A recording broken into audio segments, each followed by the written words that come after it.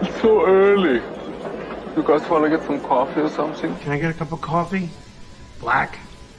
Can't you see we talking? White? Even little kids in Mexico drink coffee. Well, I'm not a little kid in Mexico, okay?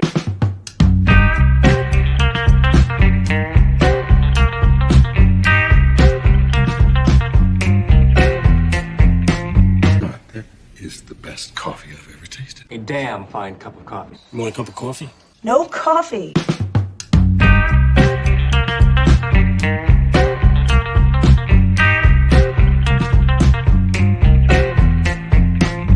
Coffee drinker, huh? Maybe we could grab some coffee? Coffee, coffee, coffee, coffee, coffee, coffee.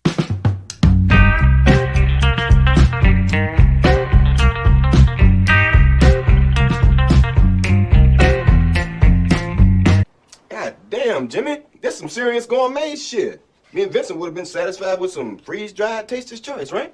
And he springs this serious gourmet shit on us. Oh, man. Swear to God, you guys are like 5-year-olds before the show. Trying to prepare to go live. Oh, you are. Says who? Trying to go live, and you guys won't stop talking. I'm like, fuck it, then I'll just remove us. So I wanted to go live and then hit the titles, and you guys just rah, rah, rah, rah, rah. Good morning, doing medical stuff today. Do you mean working in the medical field or doing medical stuff out as a hobby, Chris? I don't know what to make of that. What does this do? Nope, I don't like that one. Anima, you need to bring your face down. You're hidden in holly.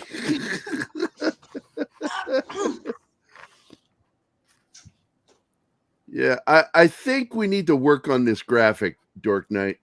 I'm going to have to work on this graphic because it's got a lot more in the lower section empty where our graphics are up higher. Weird. But anyway, welcome to Fantastic Thursday. I could not find a word that started with a T that represented fantastic, fantasy, or anything like that. So, I swear to God, if one of you throw out a fucking word, I'm just going to say, where were you when I needed you? Well, I was in a wedding. Yeah. I want to. Who has a wedding on a Wednesday? Exactly. Well, my friends. Yeah, I already played the video for Martine this morning with Harrison Ford. And we have Breach. Of course, it's Zach's. 3 minutes, sucks. And you couldn't hold the back door. Somewhere between, he couldn't hold the back door. Hold door. Yeah. Anyway. So, yeah, we got the Breach here. Oh, man. I would love to have one of those boards where I could just open your back door, baby. Go straight to the video I need. Instead of having to scroll to it the way they have it set up here on StreamYard. Oh, you mean like I have? You have to custom build one. You have like 200 videos. Not really. I have what? It's about what? 10, 20, 30, 40, 50 videos. That's a lot. Dealing with this show in the morning when I'm tired is a lot. Who's all here today? We got Chris is here. Good morning, Chris. And again, you said you're doing medical stuff. Is that work related or is that just something you do as a hobby? Krampus Jeebus is here. Good morning, buddy. D. Bud Martin. Sax Bulletin's here. Zax, a.k.a. Kyle. And Scribe Light. Good morning, guys. I haven't promoted the show out. I'm wondering if did you get to do it, Martin? Yep. Okay, cool. Thanks. Yeah, I'm one of those. There's Scott's family is here, and people cause me anxiety when they gather. I love gatherings, but I hate people. Yeah, he sent me a text. I'm like, I was sitting on the edge of my bed, just dreading the fact that I had to walk out. But then I walked out, and Michelle was there, And so I stopped to say hi to Michelle, talk to her about working in the film industry and entertainment, and that you don't have to live in a shithole like Los Angeles. You don't have to live in a shithole like New York City. You can actually work in satellite places, and you can telecommute in the entertainment industry. There are times you're going to want to show up. You'll have to work. Oh my God, is that Jeebus fucking around? That or it's Fat Steven Seagal. Oh yeah, it could be Fat Steven too. And that name is on the list now. Yeah, you're going to get one video for that, and that's it. Strong. I'm gonna go check the back door. There you go. So I'm drinking coffee like a Mexican. Mexican child? No. How was the wedding yesterday, Martin? Oh, it was really, really quick, man. It was a civil ceremony, and we were like an hour just finding a freaking parking spot, and then the whole thing lasted like 15 or 20 minutes. Maybe now, less. I just got to tell you, when you said civil ceremony, I thought you just meant everybody was nice. And then my brain went, "Oh, civil ceremony isn't." Your brain is weird today, judge. Gary. My brain's always weird. That's why I'm in love with you. Yeah, you're not the only one who can throw that at me. I can throw it back at you. Yeah. I've got my transparent head Darth Vader. Like, who thought of that? Like, why was? No wonder it was on discount. What a terrible action figure. So yeah, I'm really annoyed now seeing that in the list of names, Martin. That is annoying. Gotta admit. No more coffee, please. I can't take it. It can't be Steven, because Steven's doing a stream right now, isn't he? Let me look. Yeah, I'm opening up YouTube right now to take a peek. Yeah, he is. Yeah. Yeah, so it can't be Fat Steve. We're talking one another. It's Jeebus for sure. No, it can't be. No, Krampus is here too. And it would be blue, and it's not. Yeah. I just opened it on my phone. Reveal yourself, Gary's back door. Who are you? No, please. Who is Gary's back door? Anyway, it's Goatsy. Could it be Scott messing with you? It could be. I'm going in my head through the list of people who are still not green or blue in our chat, and he comes to mind pretty quick. So it might be Kitty Bear. Okay. Who's No, Kitty it's all right. It's like going to a masquerade party. Hey, who's the creepy guy in the Scream mask? Why'd you got a real knife? Anyway, D-Bud Martin is here. Good morning. So Anima and I watched this show a while back. I think you watched some of it too, guys, right? You watched a little bit of 1899. Yeah. I watched the first 2 episodes this morning. I got to tell you, I'm very engaged by this show. And I'm looking forward to finishing the season. It's been a busy part of the year. And we haven't gotten to go back to it yet, Anima and I. So we're going to go back and watch some of it. I did last night. I rewatched the first 2 because we're talking about them today. And I've watched a ton of stuff since we watched that. I feel like throwing this up, but I'm going to skip it. Don't throw up. No, throwing this up. We got Eric July is posting something about Disney. DeSantis is about to lay down a gauntlet with the political activists in the school systems. It's a hell of a morning, just like chock full of shit going down. And I'm still not fully recovered from James Gunn's actions. It's hard for me to be interested in comic films right now at all. Well, to give a shit. He did post something that gave me not so much hope, but a feeling that maybe it's not going to be as bad as we're thinking. He said he's taken his clues from the Justice League and the Justice League Unlimited and stuff cartoon series. All right. I have so many problems with him.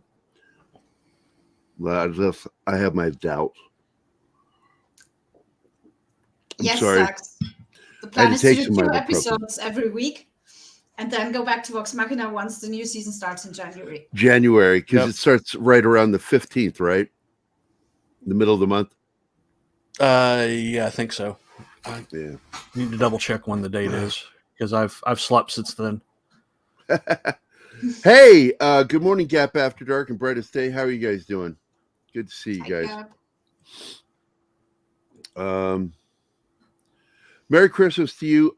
Martin and I were talking before the show about doing a Christmas Eve show just for you guys. Celebrate, the holiday with you. And I thought it would be nice. It's the 28th.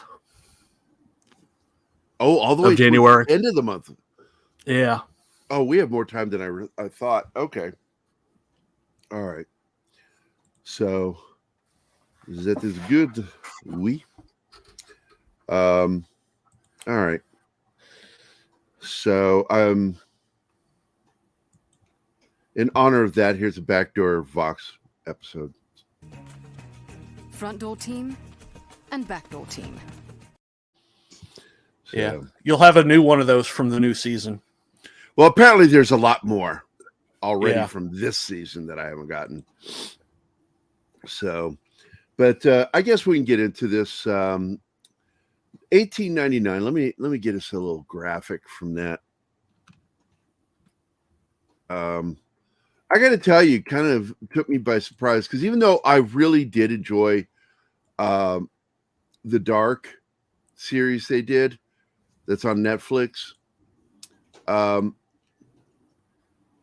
I didn't know because I enjoyed the first 2 seasons of that show. The last season was just, it kind of went off the rails for me. Good morning, Penny. Good morning. Did you just try to turn off the outside, Anima? No, I turned off the AC. No. I have to let it run to dehumidify my apartment. Thanks to everybody. Because winter is fucking humid. Such coarse language in the morning. I just a little taken back by that. You do know it's after 5 p.m. for me. Yeah. If I want AC, I just open my door right now because it's 4 degrees with a wind chill in the neg teens. I'm not using it for temperature. I'm using it in the dry mode. Because humidity is like 80% plus in winter here. It rains a lot. Yeah. Well, it doesn't get that cold though. It's a cold city, so. Yeah. We hardly ever go below freezing, and that's fine. No snow. Oh, I'm sorry. It's 1 degrees. Damn. With a neg 21 wind chill. And I complain about the cold here. Yeah. I feel bad about complaining that it's cold, but I am cold, period. I have cold hands for the next couple months. So, what are you watching, Gerry? I'm not watching anything. I said what I was doing. I'm getting a graphic. Yeah. Oh. It looks like most of the heavy snow is going to miss us, so that's a good thing. So, that would be nice. Because we had warnings and all this shit. Yeah, I saw that. Crazy. So there it is, $18.99. Look at that. Nice. Good show. And let's go and get this baby started. We're 15 minutes in. I think we have enough time. Brightest day, everybody's here. We got a good crew, half the crew. That's fine. But I got to find a better way. Okay, Danny, I got to tell you, buddy, your banner sucks. Because this does not work. No, not at all. So I'm going to remove it. Yeah, it's just not working. I can see. Oh.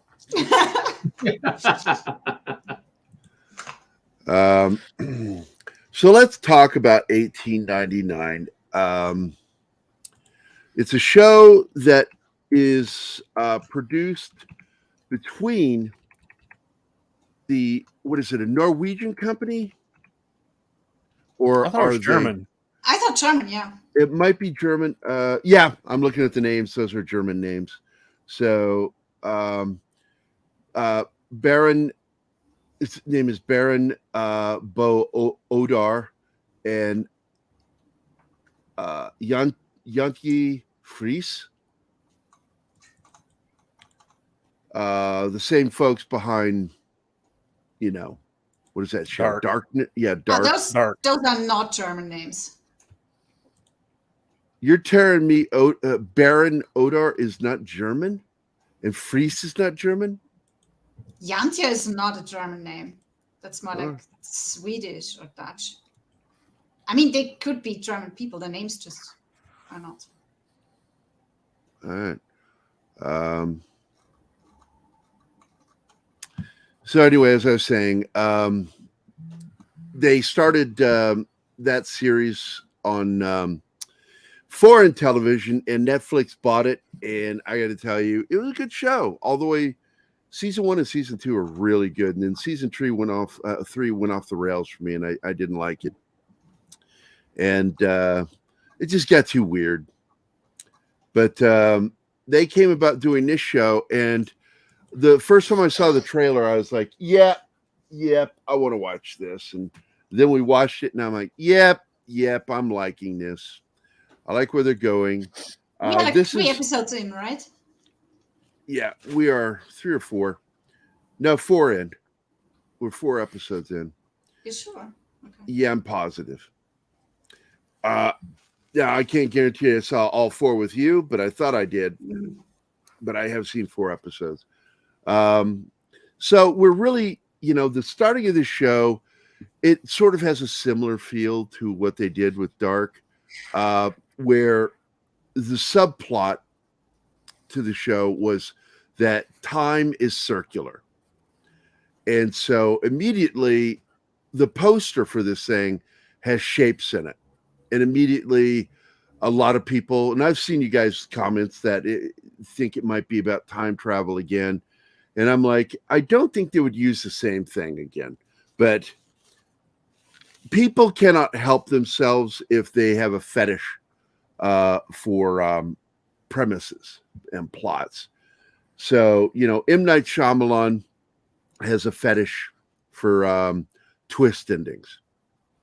He always has to throw that little this is what you thought you watched, but this is really what was happening. And it's like, yeah, that works a few times, but you can stop it now, because you've given it up. It's sort of like the mystery box of J.J. Abrams. Once people become aware that what you're doing, it doesn't work anymore. So you can only do it 1, maybe 2 times. And then people go, oh, and you become a cliche of yourself. And you become predictable. And you don't want to be a storyteller who's predictable. My favorite moment as a writer was when I shocked Josh Becker, when I sent him my Jung script. He was expecting one of my military or action scripts or comedies. And instead he got this heavy paranormal psychological thriller that blew his mind, and he said he fucking loved it. And when he said that, I'm like, I'm onto something with this. But the fact is, even I know better than to do that. And well, who the hell am I? So when you see these guys up there making, millions upon millions of dollars with production costs in the millions to billions, and they keep repeating themselves. I'm sorry, I think they're stupid. Zach's you read my script. Zach's liked that script, my script to Jung. It's a creepy fucking story, and it deals with history mixed with horror, and I like doing that because if you didn't know, Jung is the father of modern parapsychology, and it led to a war between him and Sigmund Freud. It ended their relationship, his interest in the paranormal. But anyway, 1899 seems to be going off in a new direction, and I kind of like that.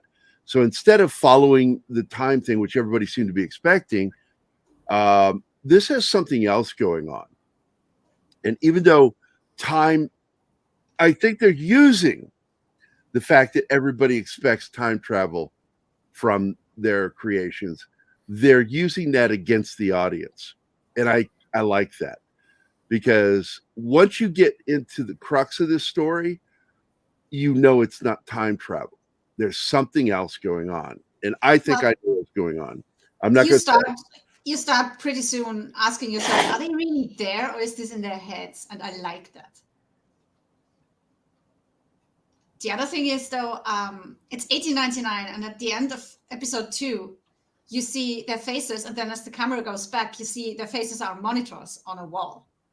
So what the heck is that about? There's something going on here. It feels a little bit like The Matrix. Absolutely, yeah. So maybe it's aliens. I saw it. I saw it the complete show. I was tempted to watch the third do they have episode television in last night, and then I Mexico? was like, no. Do they have television in Mexico? No. Yeah, I will say the opening credits are awesome. Finger puppets to act out the scripts. No, Gerry, they do have television. It's still black and white, though. It's still black and white.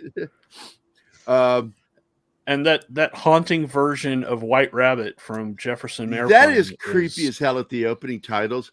They do play a better version of it. Because it took me a minute to even realize what they were playing. I'm like, that lyrics. I know that lyrics. Yeah. And I'm like, ugh. And somebody like went, hey, Gerry, check out this version of White Rabbit. I would go, That's like when that band, was it the post office or whatever it was, did Against All Odds for the movie Wicker Park. I'm like, oh. It's like that song is meant to grab your heart, not terrify you. Well, they do play the regular song at the end of it. That's what I like. That's what I was saying. I like music at the end of episodes. Yep. Every episode has a new song, and I like that they ended that episode with the real version by Jefferson Airplane, and it's an engaging show. In episode 1, let's get into episode 1. Note takers. Oh, you want to do a scene by scene? Okay. Well, or do you just want to do a breakdown? I didn't take notes, so I'm for the breakdown. I did because of the names, because I was like, I don't remember any of their names. Oh, I can't tell you what their names are. I didn't get them all, but I mean, you can basically go by nationalities, and that's fine too. Because but it starts with Maura at an asylum, and she's trying to run away from the caretakers or whatever, and at the same time tries to find out what they did to her brother. And she's very confused. And her father is obscured by being backlit, so you can't see his face. Is it her father, though? I believe it is. I thought it was like the doctor or something. I suspect that's her dad. And a doctor. It could be. She wakes up in her room on the ship, right, with cuff marks on her wrists. So clearly, it's almost an instantaneous thing, which is immediately making me think this is virtual. Yeah. Because if it's not like she's being transported through time and space, she's and I'm thinking right off the get-go, this is in her head. You know, that we're seeing a world that she's creating in her head. That's my immediate response to that scene, because her cuff marks on her wrists are fresh. They're not like days old. And when you see what's going on, they've been at sea already for longer than should be scarred at this point. Healing. Yeah. So that throws you off, and it's intended to do that. That's thrown in there intentionally by the At show. one point, they mentioned that the journey is supposed to take 7 days to New York. Yep. A week. And they are not quite halfway. So they've been at sea like 3 days or so. Yeah. So so there's something up with that immediately right off the bat. You know something's up with that shit. But go ahead, hon. I'm sorry. She has a letter from her brother telling her to meet in New York. And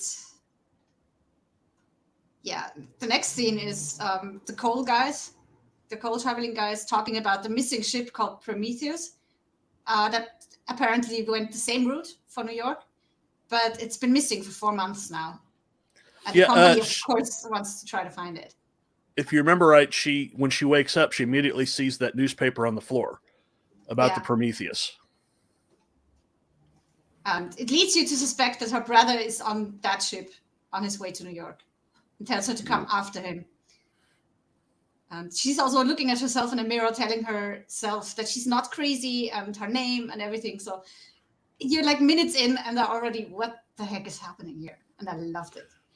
And Emily Beecham plays the part of Mara. And you know, and it's neat that they made this show multiculturally, just like it would be on a ship, you know, at that time. Yeah, and they have real native speakers, which is awesome. Yeah, so you get it, you know, you've got Spanish, you've got French, German. I'm trying to remember what else. Japanese is right, Japanese. Yeah. A mixture. Because they're actually Chinese pretending to be Japanese. Yeah. So they're going back and forth. Really interesting mix of stuff going on in the show. The Dutch people on the lower decks. The poor Dutch. Yeah. Yeah. Religious immigrants. Yeah. Yep. So keep going. Keep going. I'm liking this so far. We meet all these different people in the dining room and they're talking in their languages. And there's a lady named Mrs. Wilson who seems to know everybody and sort of direct everybody, which gets really weird. She talks with Mara because there are rumors and she's all alone. She's also a doctor, which back in those days was unusual for a female. They were allowed to study, but not to practice. They started talking about the brain because that's Mara's specialty. And pretty soon, one of the Dutch guys, his name's Christa, comes running in and asking for a doctor because his sister is heavily pregnant and having a problem. So Mara goes with him. And she helps that girl because the baby turned and got tangled up in the umbilical cord, and that causes the mother pain. So she's able to help her with that. And the little sister, Ada, wants to thank her and tell her that she wants to be a doctor too when she grows up. But of course, they don't understand each other. And it's funny because even though these people, some of them do speak English, but a lot of them can't really communicate via language. But they still do interact. And as you go further into the series, they seem to be familiar with each other, which is really weird because they're from different parts of the world. They just met on that ship, but they seem to have a past. Yeah, and again, you know, this lends to the theory that I came up with, and I'm looking forward to seeing if I'm right or wrong. Good morning, Magitech Mags. How are you doing, Mags? Good to see you. Hi. Yeah, something you'll notice in this, you see it all over the place. You'll see symbols. There's a lot of symbols in the background. You notice Triangles, yeah. The Everywhere. triangle with the I posted it in the chat earlier, but the triangle with the line through it. The French girl's earrings have the triangle with the line through it. Mrs. Wilson's dress is a triangle. Yeah, because that was the first thing I noticed was the constant use of the triangle shape. Mara has a necklace with a pendant that's a triangle. Also, in some of the shots, they do the long shots, and you'll see things go from to a triangle shape in the way that they shot the scenes. And so I started like, what is up with the triangle shape? It's in the poster right here.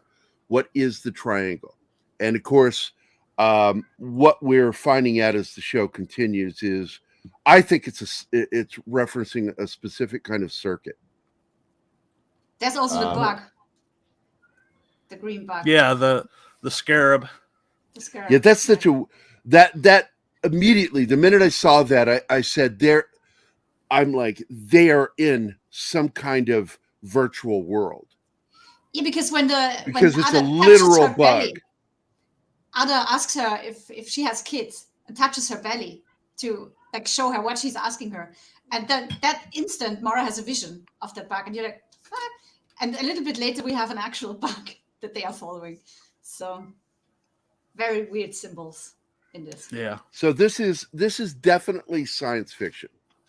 Right from the get-go, it's science fiction.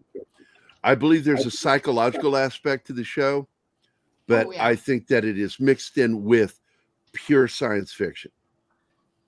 And I like this. I refer to this as smart sci-fi, the way it's written. How it ends will determine if it was a really good smart sci-fi show. Because they screwed up dark. I'm hoping they don't mess up Krampus. It isn't the Bermuda Triangle because they're in the North Atlantic. See, that's what I thought at first too. No, it's because there's an idea that popped into my head for just a moment. What if the Bermuda Triangle were a black hole or a wormhole? And if you get caught on the edge of it, it's like an event horizon where you're in like psychologically, you're in this fake world where nothing is quite right. I thought that might be something they're trying to do, but no, I think this is all technology. They are going from Europe to New York. That's the triangle with the horizontal line. They use it also as the logotype of the shipping company. Yeah, that's right. And by the way, another telltale that we're dealing with technology is the name of their ship. Kerberos, yeah. Because if you know anything about the internet and the history of the internet, that is directly linked to it. And it's also based on the word Cerberus, the multi-headed dog that guarded Hades. Yeah. Kerberos is a security protocol. Yep. So it's like Prometheus. We know the story of Prometheus, but here we have Kerberos. And so something's going on, and the captain even seems to be haunted. More so than he should be. From the has, moment he steps on the other ship, Yeah, Andreas, he's a German actor, but his character is actually, I think, Swedish because his name is Eric with a Ike. The character is German too. Larson again is not a German name. No, well, that's I don't know, but they Norwegian, refer to him as a German man. Yeah, because he speaks German, and I do believe he's a German actor. But he plays Captain Larson. They go to that other. Yeah, that's a German name. And he is going against orders because they're ordered to. You're jumping ahead here. Yeah. You're doing a jump like into the. He jumped into the second episode. It's fine. Be sulking. Be that way. I'll just go on. Because we meet the captain on deck and he is notified that a signal has been picked up and it's just coordinates. But they suspect it's the other ship. And the weird thing is, the coordinates are in the south, but given that it's been 4 months and the currents and everything, they should have drifted north. But the coordinates are in the south. Yeah. So something is wrong, but they, of course, decide to go for the ship because even though 4 months is a long time, there might be survivors still. The passengers, of course, notice the change of course, and they are terrified. They are panicked because one thing they all have in common is they seem to be on the run from something, and they immediately are like, we cannot go back to Europe. We need to go to New York. Because their first thought is, we're going back. Why are we going back? There's an assembly in the dining hall where the captain lets them know about what's happening, the coordinates, and that it's supposed to be the missing ship and that they are going for it, which the passengers are not happy about because they want to be in New York as fast as possible. Yeah. We see the French couple supposedly on the honeymoon, but that's not a romantic relationship. So what's going on with them? Yeah, he has performance issues. Yeah. So it's clearly there's some kind of agreement between them, but they are not married for love. And Mrs. Wilson is somehow involved with that. She speaks French too. So a lot of setup for these characters were like, what's going on here? Well, you find out about her in the second episode. Yeah, a little bit.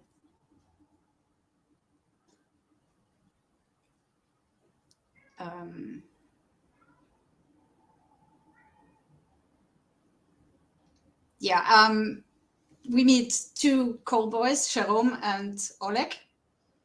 Oleg sneaked off on deck where he's not supposed to be to eat his bread without having it taken. And Jerome, of course, jumps on him and just wants the bread. And again, they communicate without actually being able to talk because one speaks Polish and the other an African version of French, I think. Yeah, Jerome isn't a coal boy. He's a stowaway. Yeah, he turns out to be a blind passenger. Yeah, but yeah, we don't know that at that point. I mean, I didn't figure it out at that point. Just when they pick him up. As soon as I saw him, I knew he was a stowaway because he went in. He was sneaking around and he broke in and stole the uniform. Yeah, you're right. And I think Gerry has probably Wi-Fi issues because he would be back by now. I thought he was just being funny, but yeah, that's what I thought at first. But it seems to be his equipment again. Oh, he comes back. I never He's left. Back. There he is. I was busy. Oh, okay, fine. Don't do that to me. Oh, he made a new graphic. Yeah, see what I did? No. Overlay. Look at that. Yeah. It's Just not for the showing show. for me. I feel sorry for you then. Yeah. So sounds like Ivy is here. I can hear Ivy. Oh, yeah. You know, it's not that cold in the garage today. It was colder last night than it is today. So anyway, That's nice. keep going. The captain talks to Mora on deck because he heard the rumors about her being a doctor. And they talk until they see the ship ahead. And the first mate is against going over there because... Why is... I'm sorry, hold on, Zach. What the fuck? We're clearly, obviously aware of that. It's like, this reminds me of that scene from As Good as It Gets when the one character turns, the gay character turns to Jack Nicholson, and tells him that, you're in love with her. You have feelings for her. She has feelings for you. And Nicholson says, at least be mildly interesting. I'm drowning here and you're describing the water. Thank you, Zach, for describing the water. Yeah. Thanks, Kyle. Thanks, Kyle. So keep going. I'm sorry. I just wanted to pick on Kyle for that. The captain overrides him and says, yeah, no, we are going over there to find out what happened. The ship is dark. There are no lights. Somebody must be there, though, because someone sensed the signal. So they prepare for a mission. One of the Spanish guys also comes with them because he's a priest. I forgot to mention that. They pretend to be brothers, but they are a gay couple. And he's not a real priest. Yeah, Anyway. I swear the other guy's a serial killer. Yeah, I think so. He's giving me that serial killer vibe. That's just It's creepy that as fuck creepy. when he's interacting with Kaiser, the Dutch guy. That's so creepy. Oh, you're so wrong. But yeah, the guy is creepy. Yeah. So they go on a mission over to the Prometheus, Star Trek style. Captain, first officer, doctor. I said that the minute I saw it. I'm like, oh my god, it's Star Trek. It popped in my head as well. Sending the away team. They also take the two boys, Oleg and Jerome, because they ran into them on the way. By the way, highlight my response to Zach right here. No, not at all. I was saying that I liked that they were using realism in it. I wasn't having trouble understanding. No, I think he's talking about Dark. About what? About what? Season 3. D-A. No, he's talking about the ship. No, Dark. He said something previously about what I shared about the ship, that they had Europeans in it. Yeah, but then different from different cultures. Yeah, European but on what? Then, after that, the conversation changes. I was only paying attention to that one comment, and He's American. He was confused by that. Oh, really? America, made up of a melting pot of every culture on the planet, is confused by that. I keep running into people from the States who are really confused by how diverse Europe is. Europe is not that diverse. Oh, it's not that diverse. France is diverse, and they're a mess because they don't know how to do it correctly. Check out the U.S. We don't know how to do diversity better than you. Anyway, they take the coal shoveler and the stowaway because two of the crew are panicked and they're like, don't want to go over there. Do you have a feeling? Do you get the feeling that some of these characters aren't supposed to be there? Because I feel that way. And the coal shoveler is one of them. The little girl. Nope. Well, the coal shoveler gives me that it's not that he's only doing it to get to New York. That's his whole thing. That's why he pulls that when he sees. No, I'm talking about their existence in this universe. No, they don't feel that way to me. Something feels off with some of the characters. Oh man. Well, stowaway doesn't belong there because he's a stowaway. No, I think he does belong there. That's why he's there. I'm looking deeper than it just being a ship. I'm looking deeper into it. And everyone belongs there. I think some of the people aren't supposed to be there. No, every single one of them belongs there. I don't agree with you at all. I saw the entire show. No spoilers, please, Martin. No, he's using it as leverage to win the argument. And I'm just telling you, the way that character, when he appears on the ship, if he belonged there, he would have already been there. He wouldn't have swam over. Oh, we're talking about two different people. Yeah. Okay. I'm also talking about the shoveler. Well, you brought up the one dude, and I'm telling you, some of the people feel like they don't belong. And there's only one or maybe two people that they shouldn't be there. I'm not talking about the guy that swam over. The black guy's the stowaway. Yeah, the black guy, I felt like he didn't belong there.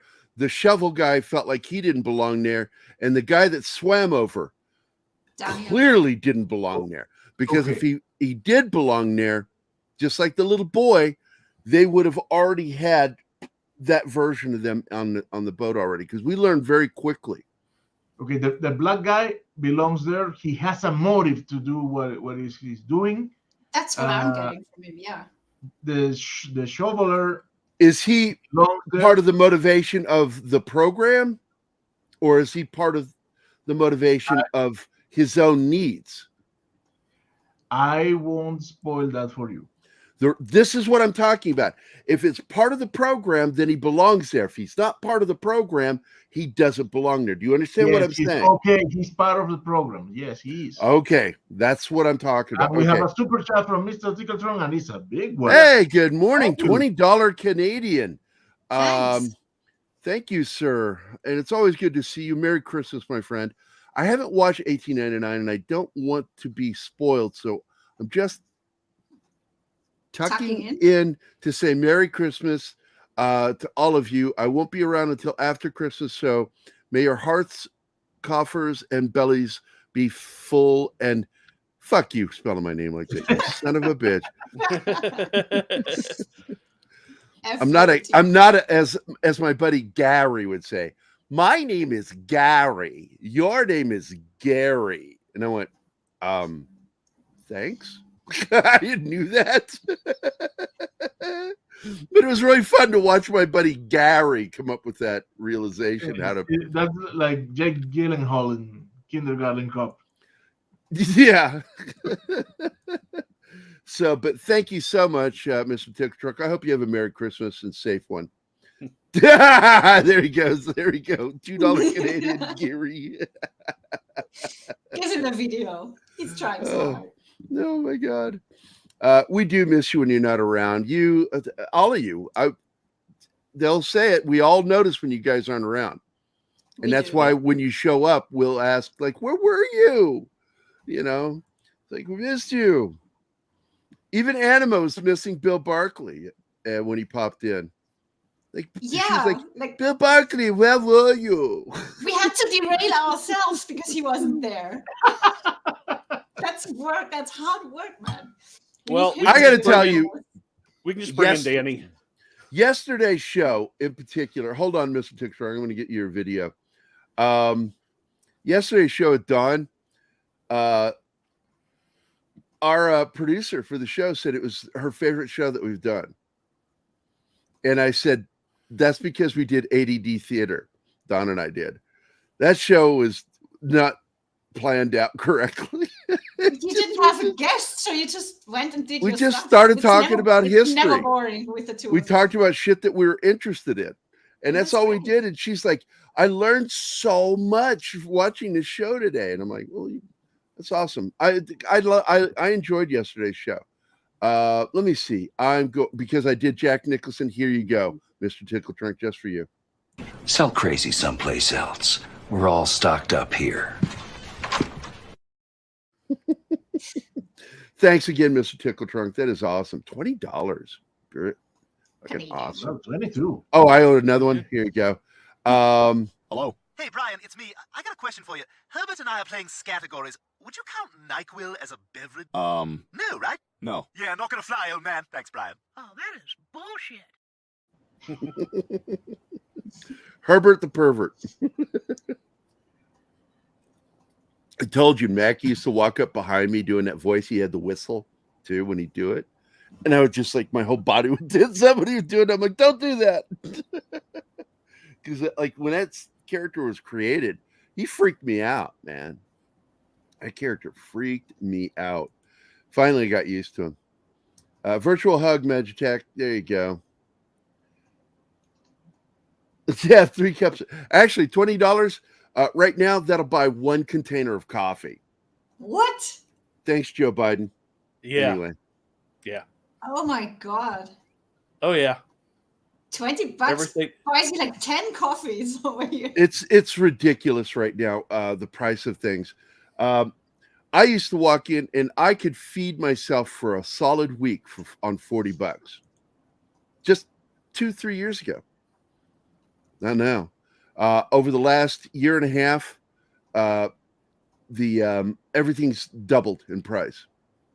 Yeah, well, here Basically, too. yeah. Everything got more expensive, and we are switching Oh, currency man. now, and that's going to be a jump in prices too. Where it have was I back seen in that Austria. before? It will Code be now. Raven has joined us. Peter Vinkman fan site is here, and Shanatsky. Hey, And Shanatsky. Keely Chow. Is Keely Chow Yeah, here too? sorry. Hi, Keely Chow. This is for my buddy Shanatsky. Only Roll person, Tide, Keely Chow. Roll Tide. only friend I created their own banner for it, and I put the 2 eyes on there. Actually, you know, when I see that, it reminds me of that character from the Mammoth and the Saber-Tooth Tiger animated series of films. Ice Age. Ice Age. It makes me the sloth. That looks like the sloth. Yeah, his eyes are far enough apart. Yeah, far apart. Sid. Anyway, Sid. Sid is great. Is I made this a while back. Here you go. This is just for shits and giggles.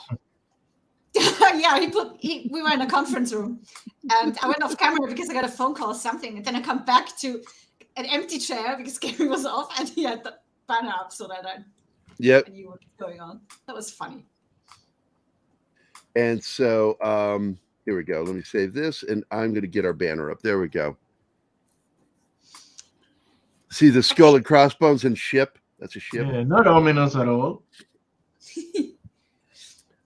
But get back to it. I'm sorry. We derailed for a second. Nobody is dead. Yeah, but we are almost at the end.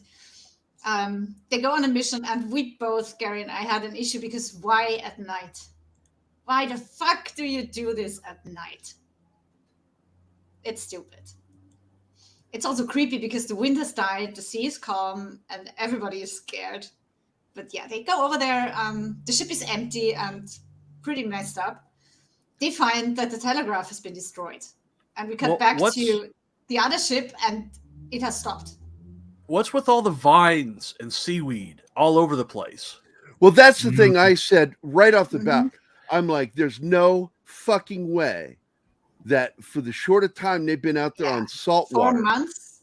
4 months, that it would be that eroded and damaged by whatever the fuck is going on. It looks like there. it's been drifting for months. So what I suspect that means is it's infected with something. Again, my brain is going to circuitry that this is technology, especially with the pullback, and we see the video somebody's watching them, that there is somebody that is overseeing what's going on. You know, I think that ship had a virus, and that's why they were ordered to destroy it. But the captain, he's haunted. Something's bothering him. He finds a ribbon on the ship. He has some his daughter's the two ribbon. ships are connected in some way. And he knows it. And it takes the second trip, which I don't want to jump to yet, for him to realize what it is. And that's the big mindfuck you. Was that episode 2? Yeah. When he starts getting visions. That's episode 2. He finds the captain's log. No, that's 3 or 4. That isn't the first 2 episodes. That's not okay. When does he get the ship's complement? Not in the first 2 episodes. Okay, so we'll have to come to that to another day. But he finds a ribbon that seems familiar. It belonged to one of his daughters, who are dead, but we'll learn that in the second one. And he starts hearing a song. In his head. And it's connected to his daughters. Yeah. Mara finds a beetle, and they all start following it, and it leads them to a cabinet, and there's banging from the inside. Somebody is locked up in there. And they don't want to open it, but Mara just goes ahead and opens it, and they find a boy who doesn't talk, but hands over a pyramid wrapped up in cloth. And not just any pyramid, it's this black with etched with weird designs. It's not a nice toy. It looks... Yeah, the first thing I said is like, I sure hope that's not a puzzle box. Yeah. Anybody who loves Hellraiser will fucking get that joke.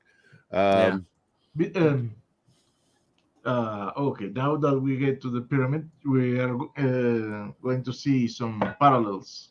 The triangle and the pyramid, and The other thing is the inverted triangle with the horizontal line. That's a ship on the water. Seeing it from the front. Mm-hmm. Yeah. So all the symbology is very well crafted, so it can blend and pass for other things. And another thing, Mara's necklace, her locket is a hexagon, but it's got a triangle on it. Yeah. Yeah. I mentioned that. Well, you said it was triangle, but I was thinking, no, it's a hexagon. But I think it's a hexagon. It's a pendant with a triangle. Oh yeah. It's a locket. It's a locket, an hexagonal locket, and it has a triangle in the middle. I'm guessing that's got her brother's picture in it. Yeah, I'm guessing so too. So we see a man climb out of the water onto the cabos. Yep. And he goes to the passenger cabins, first class cabins, and he has a beetle who runs into a cabin under the door, and then he is able to open the door and walk in. Beetle unlocks the door for him. And again, that's weird. Yeah. Like I said, he doesn't belong there. No. And I suspect the relationship that I'm getting from the first couple episodes is that he is a significant other for Mara. That's what he tells her in the third one, I think. Yeah, but I was already guessing that before it was their discussion happened, and that child is their child. Yeah. The child is so like his facial features are very like the one. That's good casting. That's good different casting. Than I thought. I thought he was like the devil or a demon or something. Because no, I don't think he is a real. Like what I think is going on in this show is that they're all in a fucking individual tanks, hooked up to something. I think that's what's going on. Matrix vibes, yeah. Now Martin knows, don't say anything, but that's what I feel is happening, and that child is actually not the child, but a representation of their child, and it is a key to what's going on. I could be wrong. They could be connected to their actual child. Well, and I think everything revolves around that fucking kid.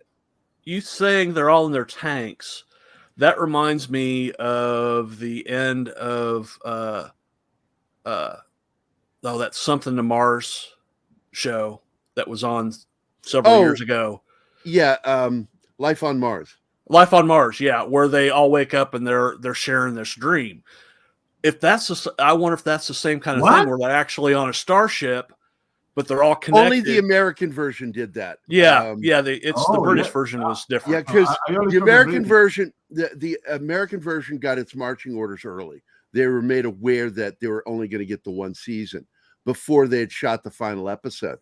So they did a quick rewrite of the final episode, and in order to explain everything to the audience of what was going on. And it was it was shared psychosis, shared whatever you want to call it, that they were all somehow connected in the same dream. And now the British show, much different, much better. At the end of that one, he had to take the leap of faith. Yeah. And you don't know. And that's the great thing. It's like, did he just fucking die? Of course he did. It wasn't a leap of faith. And it echoes Yellow Sky with Tom Cruise's character. He does the exact same thing. He has to leap off the building to end the dream. Yeah, Vanilla Sky. And Vanilla Sky, he has to leap off the roof. Either he stays and accepts the reality, or he leaps off and wakes up.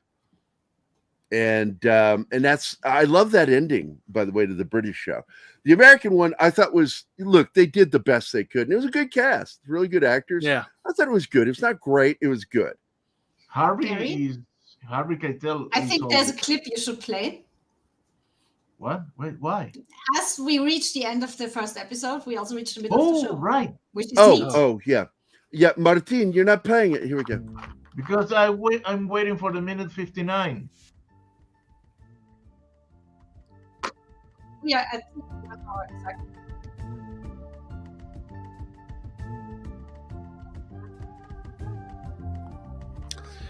Gee, that's some classic. Hello, good evening, and welcome to the middle of the film.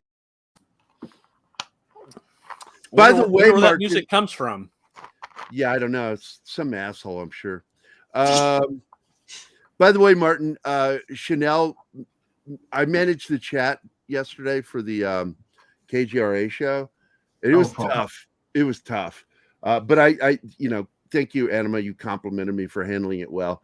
I was really stressed out. I was stressed. It was a busy chat too. It was busy. Very busy. But Chanel played 1 minute out, started playing music to cue me. I was like, thank you, Chanel. She's so nice. That was cool, yeah. And we actually brought her onto the show to introduce her to the audience. That was fun. Yeah, but she was kind of like, okay. She was so awkward, but at the same time, she's such a nice person. I really like her. She didn't expect you to do that. I get that. It's like, yeah, I'm just lurking off camera, and then Gerry drags her into the spotlight. Yeah, I said, hey, Chanel, you there? Why don't you jump on with us so I can introduce you? And soon, she will be producing all the shows, and then all Martin has to do is focus on the chat. She'll be doing all the cues and all that stuff. It'll be nice. Why? I love that. Yeah, but I know you hate the audience, Martin, but come on, man. Come on, that was a secret, man. What did Dragon Ruse? Good morning, Dragon Ruse. Says coffee is up, which is bad. Oh man! The sucks. Price, yeah. Oh yeah. Mountain Dew, Diet Mountain Dew that I do like. I do like Diet Mountain Dew. I will occasionally have it, and I do not like paying $3 for a fucking bottle of soda. It used to be $1.68. Now it's $3. Crazy. I remember it was 99 cents.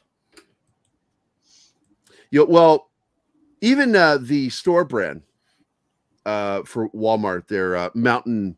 What do they call it? Mountain Lightning. Mountain Thunder or something. No, Mountain Lightning. Dr. Thunder is Dr. Pepper. Yeah. And aptly named because there's prune juice. A lot of people don't know this. Look what you did. In Dr. Pepper. Look Martin hates the audience. Is that going to be a t-shirt?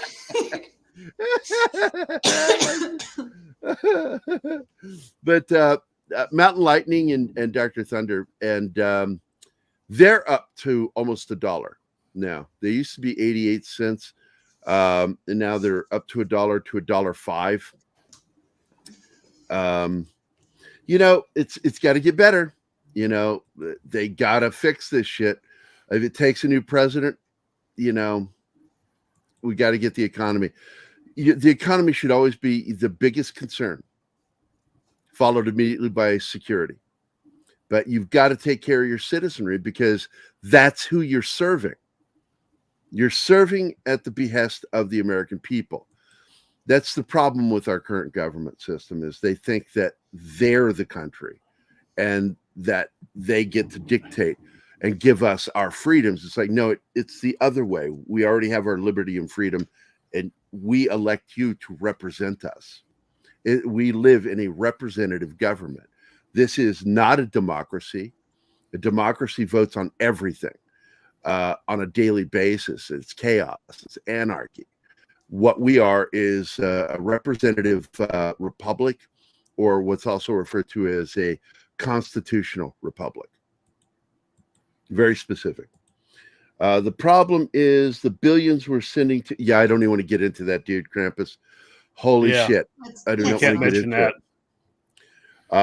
Well, we can't Mama name Susan the country. We can't talk about names, certain names. If we say it, Google will punish us. So I won't do it. But I will say this, that Hollywood entertainment, that includes British and foreign entertainment. When you start seeing an uptick in shows and movies talking about these people suddenly popping up, it's not accidental. I don't know why they want to work towards war. Good God. What is it good for? Absolutely nothing. Dead again. Yeah. See, that way I can't get ganked because I was doing a song. Yeah, but you can get copyright struck. Well, not with my voice, the way I sing. No, I'm nowhere near the notes. Oh, you got struck for your own song, so. Yeah, well, I had a claim, from Abu Dhabi. Abu Dhabi. Somebody in Abu Dhabi made a claim against my music that I own all the rights. You sound like Arnold. Abu Dhabi. Abu Dhabi. I make fun of certain countries' names because they just sound stupid. When you say it with an American accent, it just sounds like you don't know how to talk. Yeah. Abu Dhabi. It's like, what are you, Mushmouth from Fat Albert? Abu Dhabi, Abu Dhabi. I don't know if anybody remembers Mushmouth. Anyway. Oh, yeah. I have no idea what you're talking about. Okay. Fat Albert, the Cosby Kids. Yep. That was Bill Cosby, apparently back before he did the drugging and the raping. Unfortunately, the Cosby Kids aren't on the ship, so. Yeah. Fat Albert. Hey. It's Fat Albert. I'm going to sing a song for you. I love the Fat Albert Kids, man. That was a good show. And you know what? I've told people this. Keith and I talked about it. It's like, look, you can hate Bill Cosby all you want, but he put out some stuff that we fucking love, and I don't give a shit. I'll talk about it. And including Bill Cosby himself is one of the greatest. It's not technically stand-up because he's sitting down for most of it in a chair. But it's one of the best live comedy shows I've ever seen. And it's less stand-up comedy and more, what's that called when you do stories on stage? You tell stories. I forget what that's referred to. It's monologuing.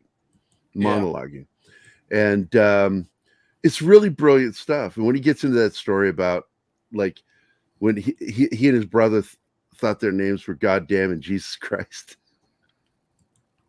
Because his dad wouldn't even say their name. He'd yell at him, God damn it, Jesus Christ, get out of there. And the story about if the kids just went to bed, there would be no beatings tonight. They just did what they were told. There would be no beatings tonight. Fuck yeah, I did. Bill Cosby, Why Is There Air is still one of my favorite comedy albums of all time. Which one? Why Is There Air? I got to go back. I don't remember it. Gap After Dark. Absolutely. I love Josie and the Pussycats. Josie and the Pussycats in Outer Space is another one. When they relaunched it, kept the same song, but added in outer space in the song.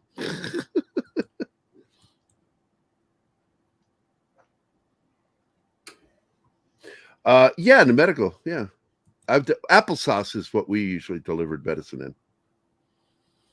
It was the preferred way of delivering medication to people that couldn't take pills.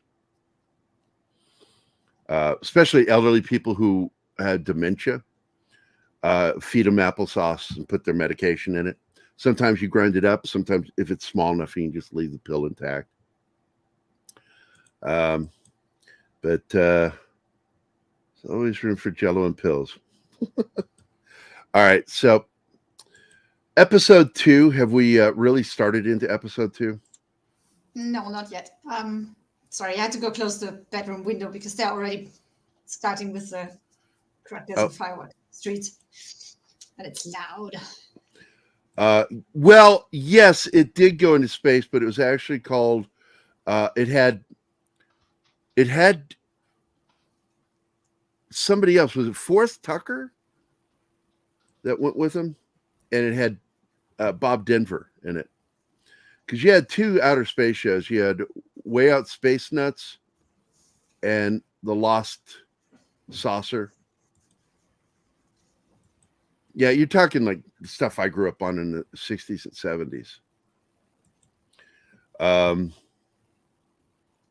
I actually have I think some of the episodes of The Lost Saucer is available on YouTube. I think you can watch classic episodes of that.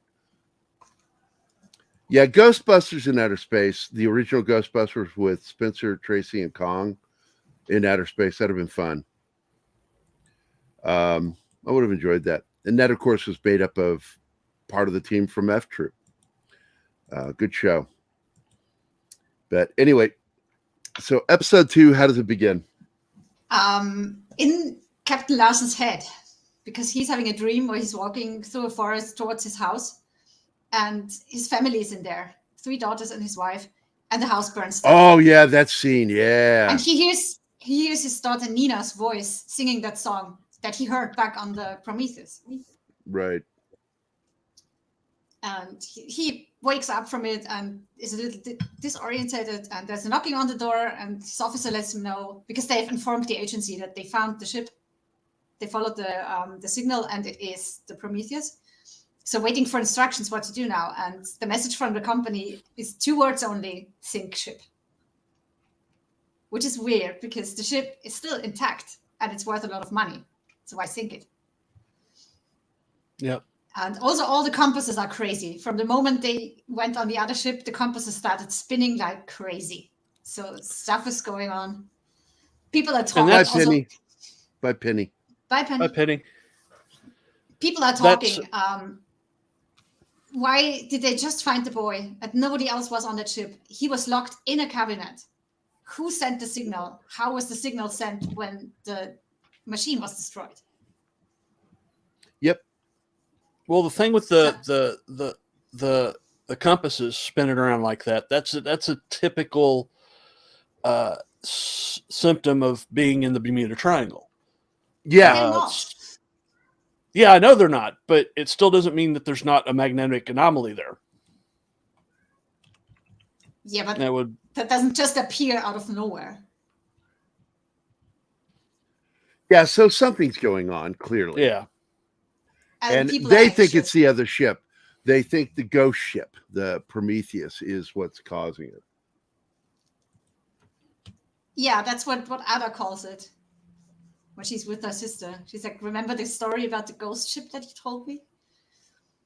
So yeah, everybody is scared by that ship. Yeah. The captain sends Oleg to find out how much coal they have, because he seems to have a plan. His officers are talking behind his back because they know that he does not want to sink the ship. And they're like, we shouldn't go against orders from the company, and also he shouldn't be in charge after what happened to him. You don't come back from that, losing your family, because his wife was the one who did it. His wife. You are not psychologically sound. Nope. Yeah. They are talking mutiny here. The boy is in Mora's cabin, and she's trying to get him to speak, but he doesn't speak. He just hands her over that pyramid again. And she doesn't know what that means, what he's saying. She's just trying to get him to talk. What happened over there? Who locked you in? And he's silent. He pretends. Well, when to he sleep. did that, because she was talking about what happened to everybody, and he walks over and gets that pyramid. Yeah. So I'm wondering if everybody's locked in that pyramid. We don't know. Like all their souls. Because see, I'm still leaning towards a supernatural. Yeah. It gives you that feeling. Martine's over there. I hear nothing. I know nothing. I got to capture that. I'm going to capture Schultz saying that. I see nothing. You should. Right away, at that point, or no, I think at the end of the 3rd or 4th episode, I had a theory that I will comment on the after show. Okay. Okay.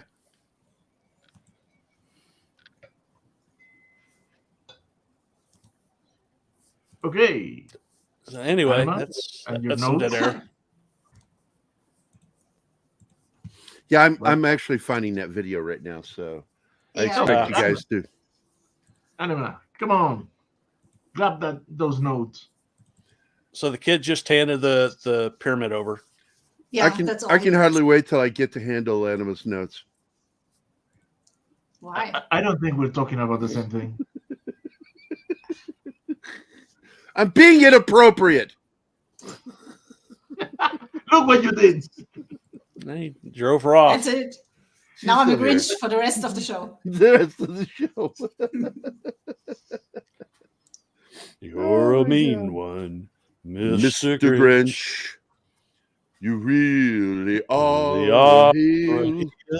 You're as prickly as a cactus, as cuddly as an eel, Mr. Grinch. Yeah, I think we may have seen that a few times. I think I broke her. Me? No. Good. I don't break that easily. Thank God. We have no future if you're that easily broken. So let's keep going, guys. Keep going. Gerry, behave. Fuck you, Monty. Can I go on now? Please? Yeah. Okay, where did we stop? Yeah, boy doesn't speak. We see the Dutch people pray. Thank you. What the fuck was that? I have no idea. All right, for that, you get this. I know nothing. Nothing. The power of Christ compels you. The power of Christ compels you. Wrong movie. Yeah. Go. John. Behave yourself.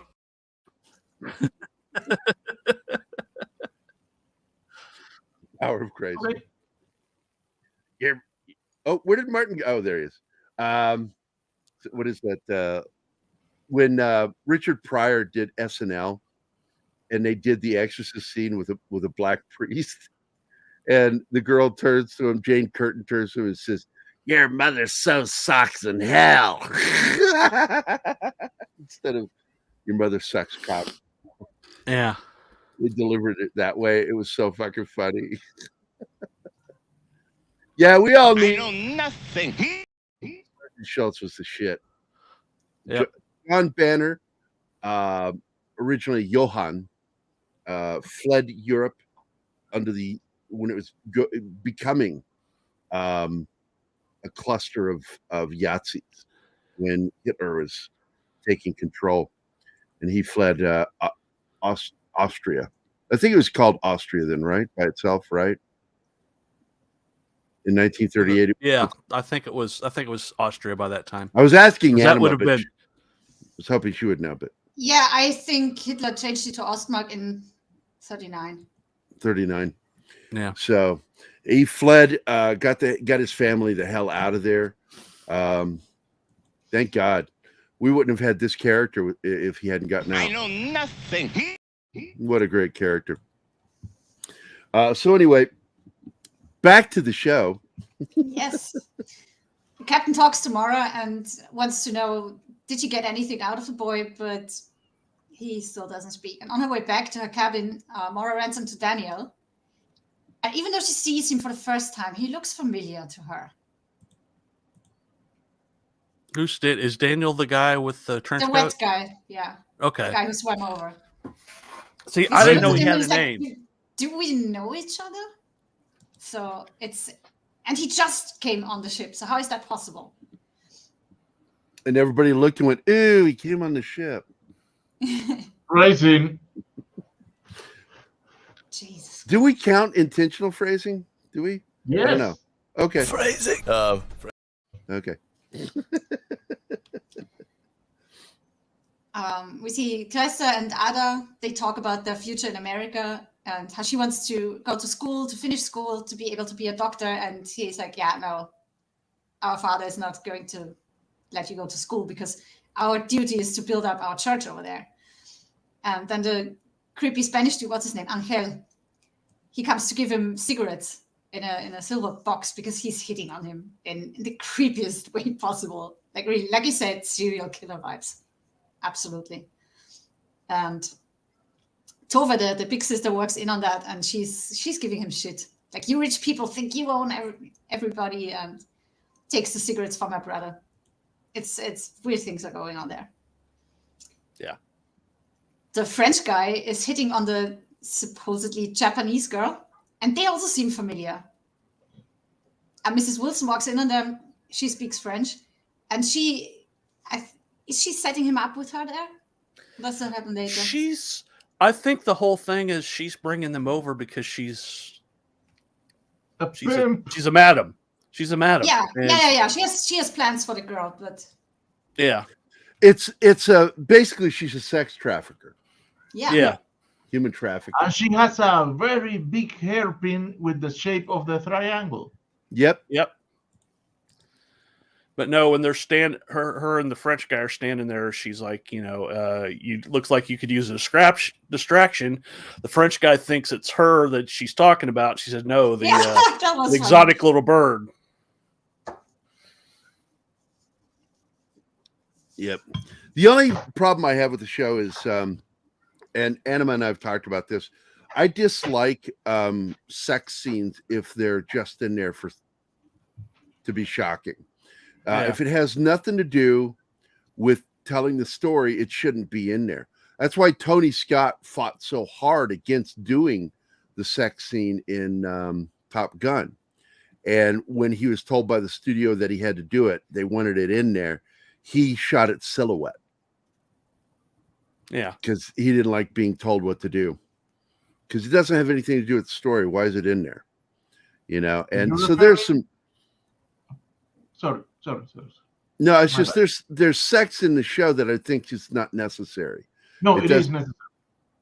The only sex scene in the first 2 episodes was with the French guy and his wife, and the performance issues. That was showing the performance issues. It shows that's different. No, that's different because that's not completed sexual act. But there is sexual acts that are in the show that really, they kind of look. You can build up to it and allude to it. You don't have to show it. And when they show the scenes, it's really cringy. It's uncomfortable. It's like, I don't want to watch this. I like the story, the characters, and you don't need to put that in there. I think they're just doing it to be gratuitous. And no. It all. I mean, the episodes could be shorter, and there are, for certain scenes that are too long, but everything that you see has a purpose. Just have to wait 1 or 2 episodes to see the purpose. There's a porpoise in the show? No, a porcupine. A lot of it is setting up things that make no sense at the point where you are watching it. Yeah. But apparently in a couple of episodes, maybe in the next one, you will find out why this happened. Like the next scene that we have, Jerome sneaks into the French couple's cabin and puts a medal on the cabinet. And then he has to hide under the bed because Clemence comes in. But there's no, like, you see that and that's all you get. Like, so what's with that? I guess I have to wait till the next episode to find out. And there's a lot of that stuff going on. So I like that. Exactly. Yeah. Look what Jim says, and please. No, I already did. That's why I laughed. I went to look to see what he's talking about. And it's what he did to Mags is wrong. That is so wrong on so many levels, Mags. Did Mags see that? I hope she saw that. That's fucked up. I will share this while I'm here, while we're taking it. Oh, John saw it. That's it. John lost his shit. Yeah, I'm not going to look at it. I forgot about the show because it came out when I was already a teenager. I was 18 when this came out, so I never watched it.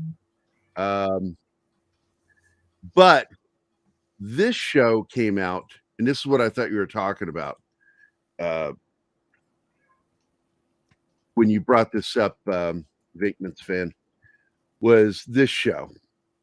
Because Far Out Space Nuts was basically like Gilligan's Island's Lost in Space combined together. Okay, I had never heard of Far Out Space Nuts. I missed that. That must have been a 60s thing. It was the 70s, 1975. Or really early. It was one of weird. It is one of Sid and Marty Krofft's shows. I watched. My childhood was made up of Scheinberg and what's his name that did like Star Trek, the Archies, and all that shit. Yeah. Or Sid and Marty Krofft. Those were my two mainstays as a kid watching those shows. By those I don't guys. remember that one. That's weird. They also did The Lost Saucer with Jim Neighbors. Garly. He would do that, and it's like I think he was an android. I think his character was an android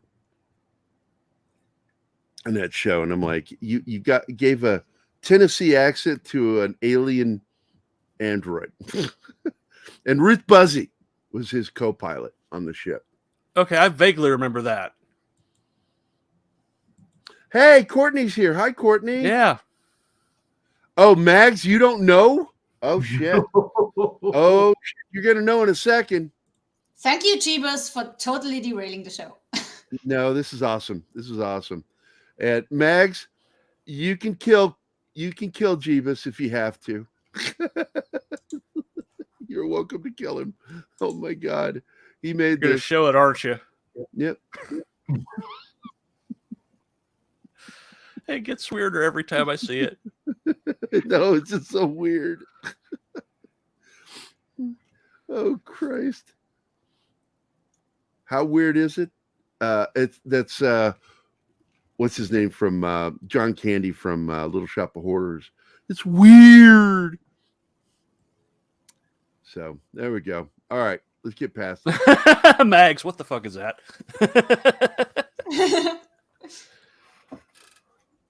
It's talk just Jeebus to being Jeebus. Yeah, your conversation needs to be directed right at Krampus Jeebus.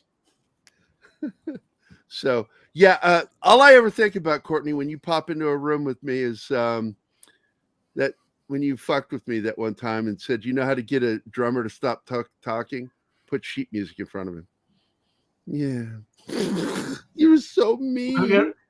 Gerry, you may help Max to get in contact with Guido. With who? Guido.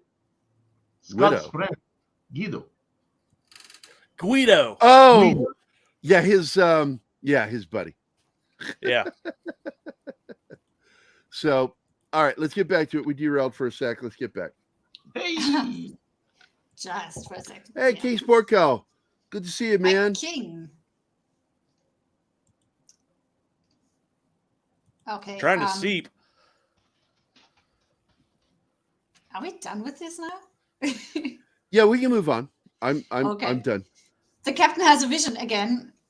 He hears his daughter Nina sing. He's in the house and they talk about his wife, her mom, who has serious issues with him being away from home. But he's a seaman and he can't be trapped on land, which the daughter understands, but the mother doesn't.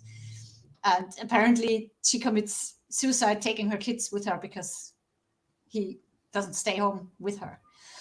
And as the house goes up in flames, he is pulled back. And next thing we see is slammed face down into a dirty floor, somewhere in the lower parts of the ship. And there's this beetle again. And he follows it and goes through this crawl space or tube kind of thing. And it ends with a trapdoor beneath his bed. That and is the trapdoor actually is a triangle. And again, you know, that immediately all I think of is when you like Tron. If you ever watch the movie Tron, that's what this show reminds me of. Like this virtual world of people that live in a computer world, conduits, you know, being able to, that's all that went through my head when I'm watching that is Tron. Going from one place to another. We can find ways of getting around, creating tunnels, conduits. So Yeah, I brought up Tennessee Kingsport Cup. So you guys are welcome to jump back in. I was just making an observation. Yeah. Also, the thing about that crawl, not so much the crawl space, but the tunnel, the column he climbs up and down where the ladder is.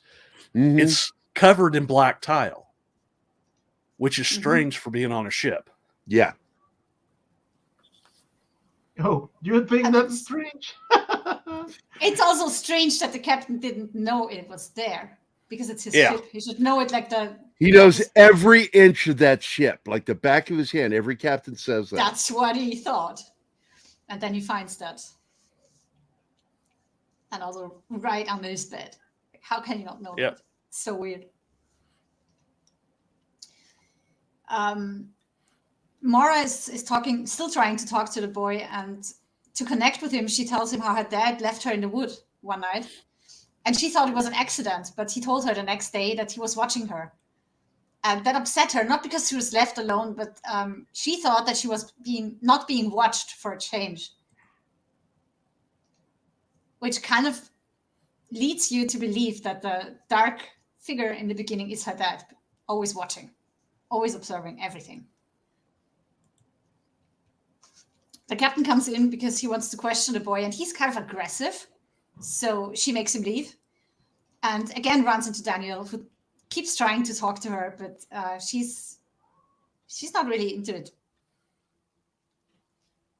And also, you get this connection when Daniel looks at the boy and the looks that they exchange, that there's a connection between them, even though they basically just met.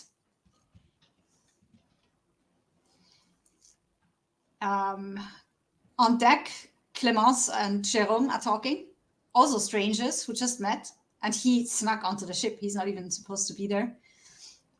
And they also have a connection. They seem to know each other. And they sort of realize it, but they don't understand it. How is this happening? Why? What is going on here? I don't know where Jérôme wants to go through the first class quarters, but he is spotted there by the officers, and he is beaten up. So they've got him now. You're not supposed to be here, blind passenger. The next we go below deck again, the Dutch guys, they can't find Ada. She disappeared. And yeah, Tove is angry about Cresta getting involved with the Spanish guy. Yeah.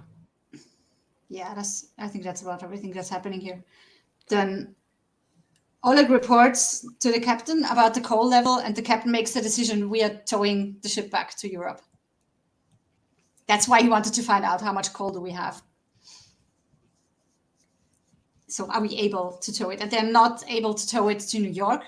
That's a touch too far, but they are able to make it back to Europe with the other ship, because he's not willing to sacrifice a ship that is still good to go and worth a lot of money. He's totally weirded out by that decision. And again, it's going against his officers. If only there was another ship nearby that had coal in it that they could take it from it to get to New York. I think that he checked on that and that the coal is gone from the other ship. Either gone or spoiled. Because if he knew that the other ship had coal, he wouldn't have had to send Oleg to check on their own supplies. So I think there's no coal on the Prometheus. At least not that possible. They can use. Well, I think the coal is not real anyway. It represents something else. Like, when you go into these virtual worlds, the coal represents something else. Everything represents something on this show. Yeah. We're only 2 episodes in, because and once nothing really makes sense yet. Once you start understanding that this is not real, you start like, then why is there coal? Why are they on an ocean? Is the ocean actually an ocean? What is it? And this show is like a big mind fuck of a program. Yeah, and I like that. I hope enjoy the ending doesn't disappoint. Me too. because I said that all along. I said, Yeah. that's my problem with the previous series was third season derailed so much that I lost all interest in it. This one, you've got to, even if they only plan to do 3 seasons, have a fucking plan and get there. Don't pull a Lost and change the ending because somebody guessed it. Yeah. We have a new viewer. Hey, Master Onion North. Greetings. Welcome. Times lots of subtle details, clues. Yes. I like the way the clues are given to us too. Through the storytelling process. I'm enjoying the writing. The actors are amazing in this show. Oh, yes. Yeah. This is some of the best unknown actors I've ever seen. Yeah, What there's no a great cast. There's not a lot of exposition in this series, which is nice. Yeah, exactly. And one thing I also like, the gentleman that plays the captain of the ship really reminds me of Jürgen Prochnow. Yeah, I can see it. It's like he just facially, in the way he has his hair grown, just reminds me of Jürgen Prochnow when he was young. And he's one of my favorite German actors of all time. I enjoy the show, and I'm looking forward to finishing it.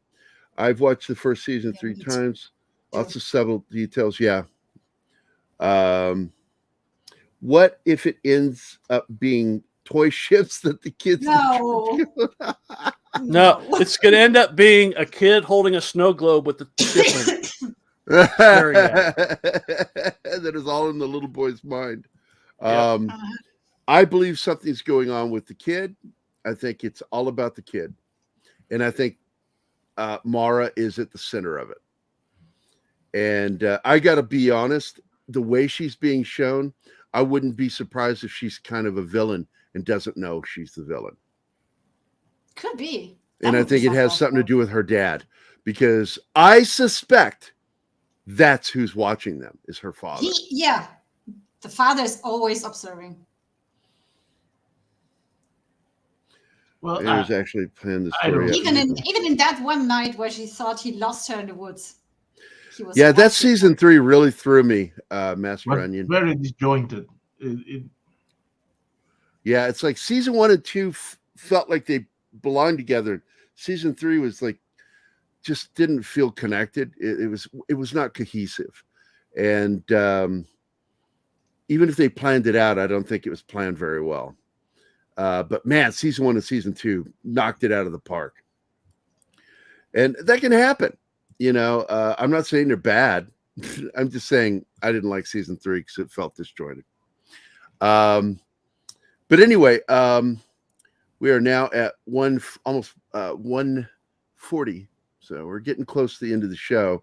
We're good though. We're good.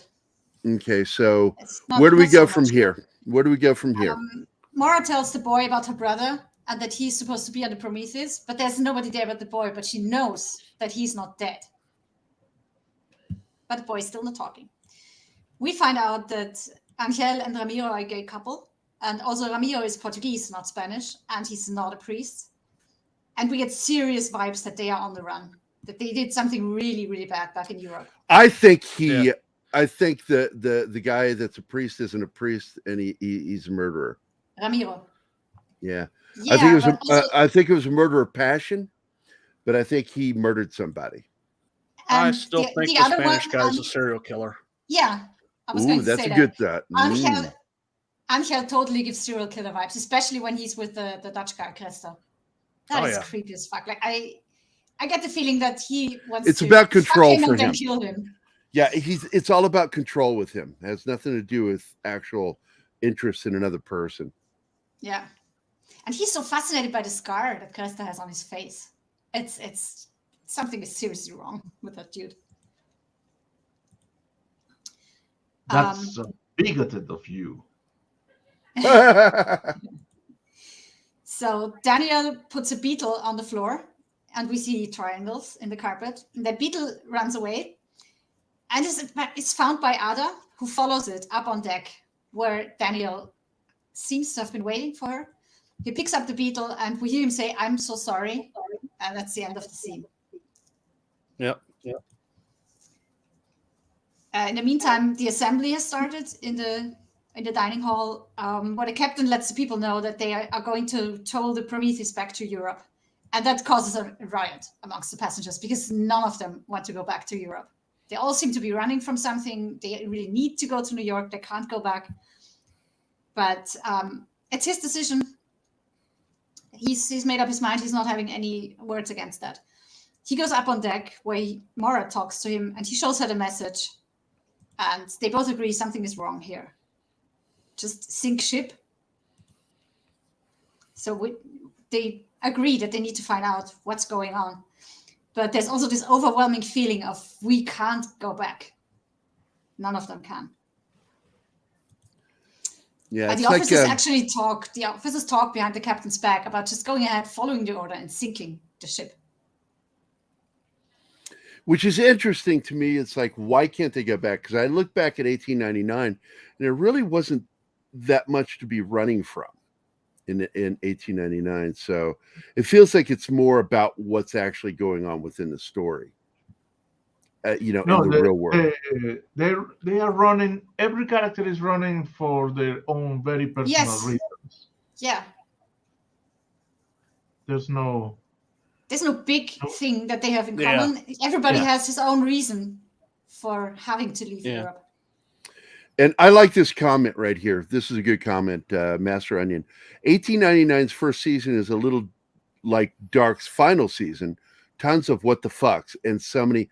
Yeah, because that's when you want to throw it out, though. That's when you throw the what the fucks out, is in the beginning, not at the end.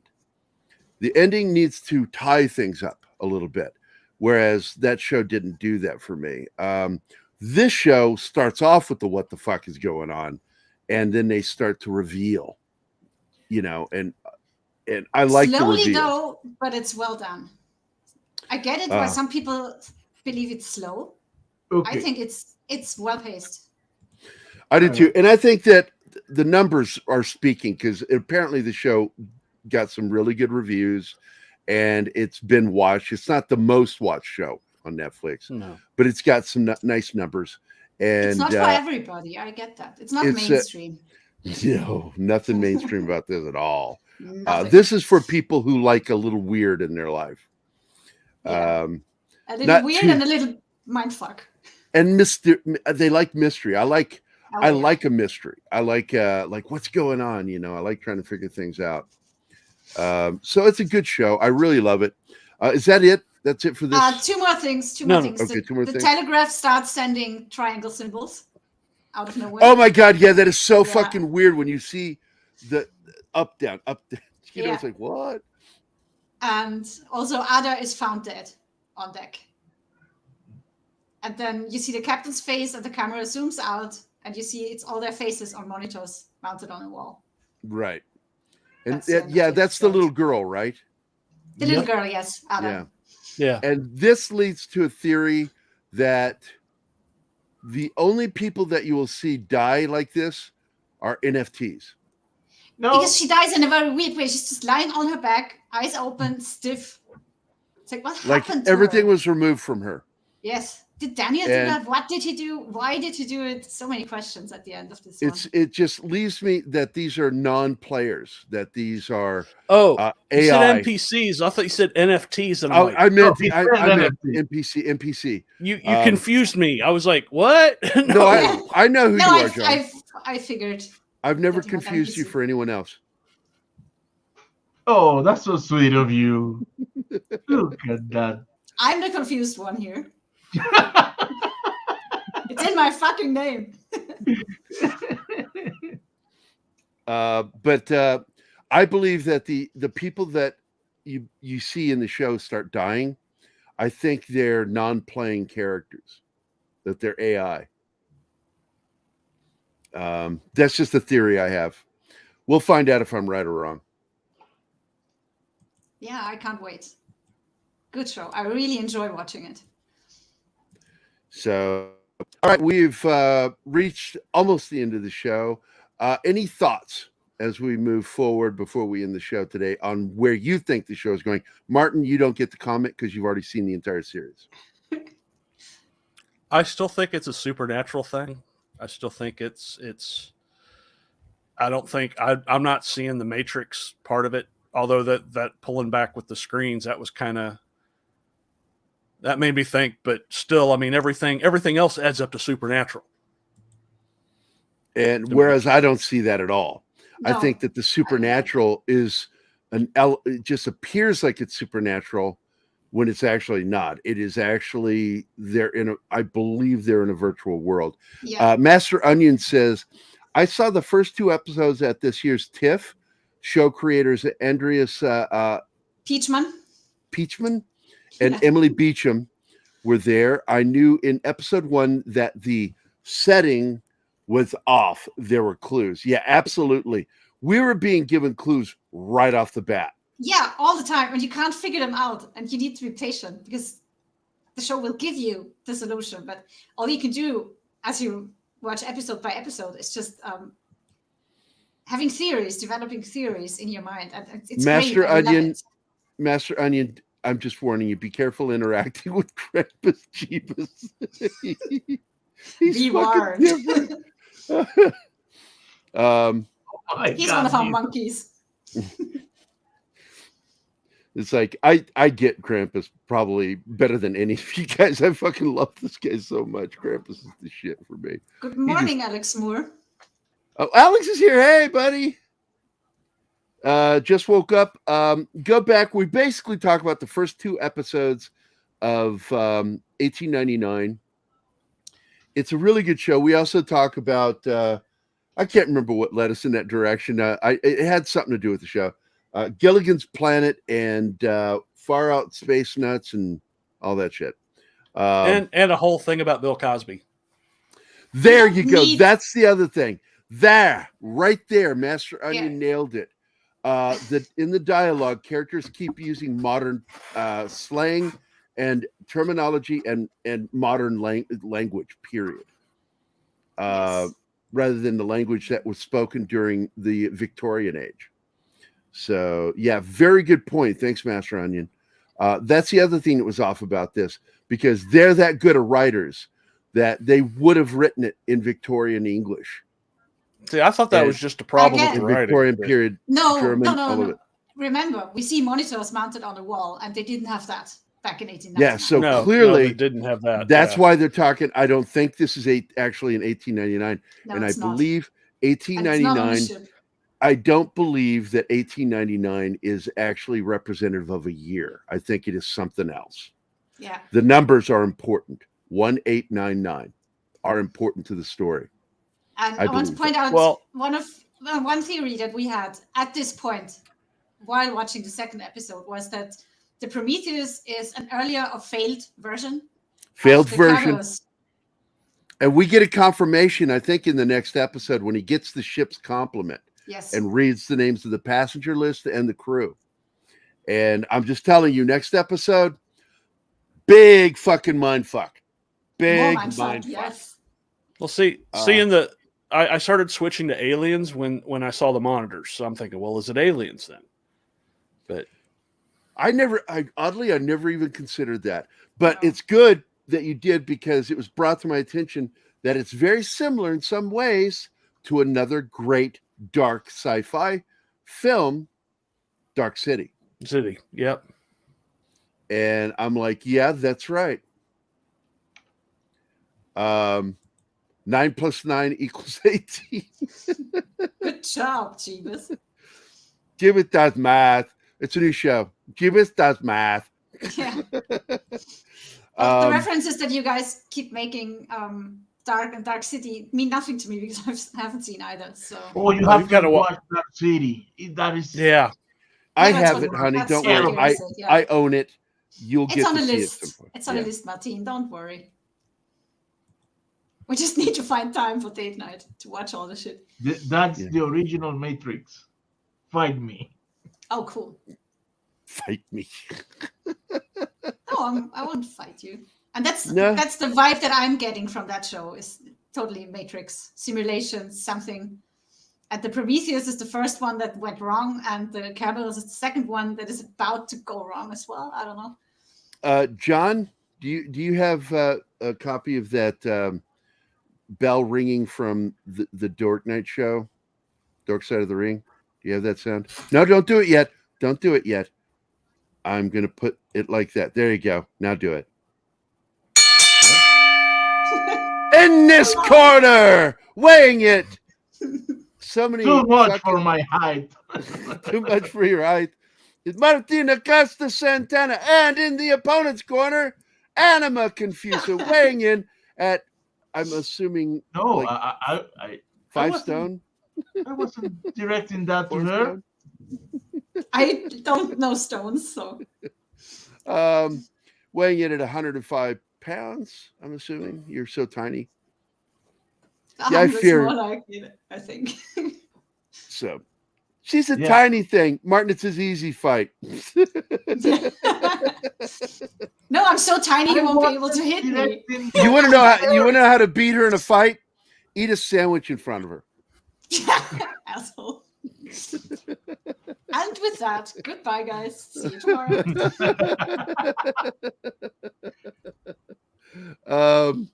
Wait a minute, what's going on here? This is, and boy, wait till you see the final scene in the finale.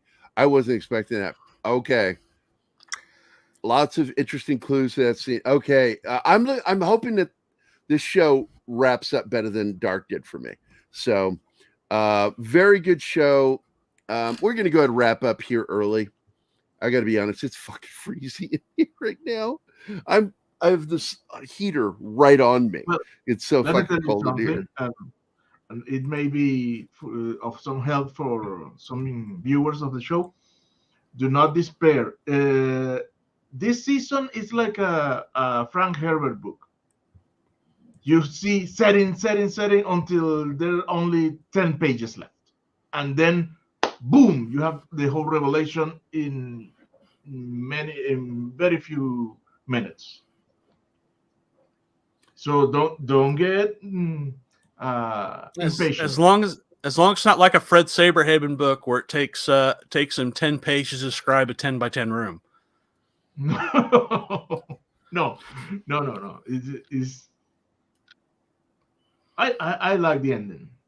I think I'm probably going to want to watch some new episodes tonight if Anima's up for it.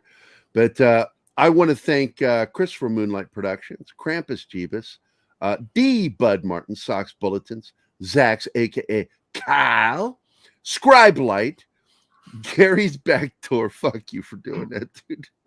Fucking name of yourself, Gary's Backdoor. We never knew. We never knew who he was. We never found out. He never told us.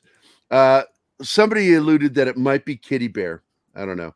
Brightest Day, Dragon Roost, Penny, Joe's Atmosphere, Gap After Dark, Magitech Mags, the always lovely and good friend, Code Raven, the Peter Vinkman fan site, Shinatsky, Mr. Tickle Trunk, Keely Chow, and another thank you to Mr. Tickle Trunk for that $20 super chat. That was really sweet of him. Technically $22. It's Courtney's Fellowship of Oddballs, Kingsport Cal, Master Onion North. Welcome to the show. Good to see you. I am curious if you'll say in the chat, where did you find us? How did you happen onto us? I'd like to know. Yes, I'd like to know that too. And then, of course, our good friend Alex Moore. It's so good to see you guys. And I'll let you know, we know when you're not here. We notice when people are gone for a lengthy period of time, and we're always happy to see you when you come back. We love our chat. I do these morning shows just so we can interact with the chats. I love talking with you guys. He found us through Twitter. Outstanding, good. Master Onion. Glad to see it. Glad you joined us. Hope you subscribe. And just like, hit the like button, click the subscribe, and hit the bell for updates. If you want to become a member, you can do that through the thing. There's the cheap one all the way up to the big Hubba Bubba one. And it allows you to join certain shows like with Don Ecker and me. We didn't do it yesterday because I think everybody was feeling stressed out with Christmas. So we didn't do one. But we're going to do a special show this Saturday just for the members to come and join us. And we're going to watch some movies or a movie. We'll watch a movie. And I'm going to make it a Christmas movie. And I think it'll be fun to watch a Christmas movie. And that way we can all celebrate as friends. I think it'll be nice. And Cavatino Cavalryman, you don't get to show up at the end of the fucking show and demand a fucking backdoor video. Or do you? I guess you do. There have been breaches and videos. So. Open your back door, baby. There you go, baby. I was looking at some things. Did you see Master Onion responded? Yeah, Twitter. Twitter. Yeah, I saw that. The comic relief. Hey, how you doing, buddy? So we've got Comic Relief Crusader and Cavatino popped in last minute. I hope you guys rewind and watch the show. It's a very look, man. 1899 is a good show, and we had fun talking about it.